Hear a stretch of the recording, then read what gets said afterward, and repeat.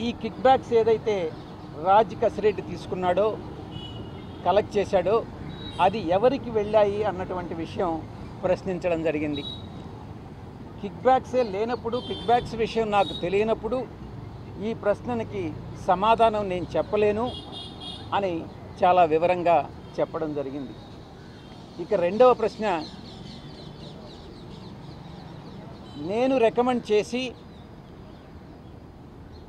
Raj Kasireddy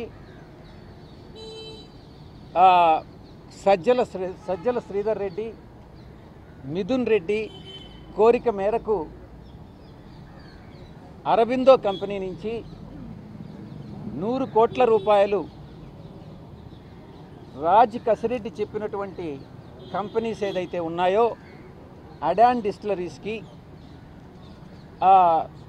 డీకార్ట్ company, ఈ 2 కంపెనీలకి, adorn డిస్టిలరీస్కి 60 కోట్లు, డీకార్ట్ కంపెనీకి 40 కోట్లు మీరు రికమెండ్ చేసి ఇప్పించారా, మీరు ఎవరు చెప్తే రికమెండ్ చేశారు అన్నటువంటి విషయాన్ని ప్రశ్నించడం జరిగింది.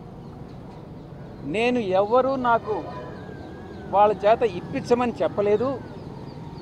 రాజ్ కసిరెడ్డి, మిథున్ రెడ్డి, సజ్జల శ్రీధర్ రెడ్డి ముగ్గురు నా దగ్గరికి వచ్చి మేము వ్యాపారం చేసుకుంటాం, ఒక 100 కోట్ల రూపాయలు అప్పు ఇప్పించండి మీ అరబిందో కంపెనీ చేత అన్నప్పుడు నేను అరబిందో శరత్ చంద్రారెడ్డికి రికమెండ్ చేసి 100 కోట్ల రూపాయలు, 100 కోట్ల రూపాయల్లో 60 కోట్ల రూపాయలు అడానికి, ఒక 40 కోట్ల రూపాయలు డీకాట్ అనే కంపెనీకి 12% సంవత్సరానికి వడ్డీ చొప్పున నేను రికమెండ్ చేసి ఇప్పించడం వాస్తవమేనన్నటువంటి విషయాన్ని నేను చెప్పాను.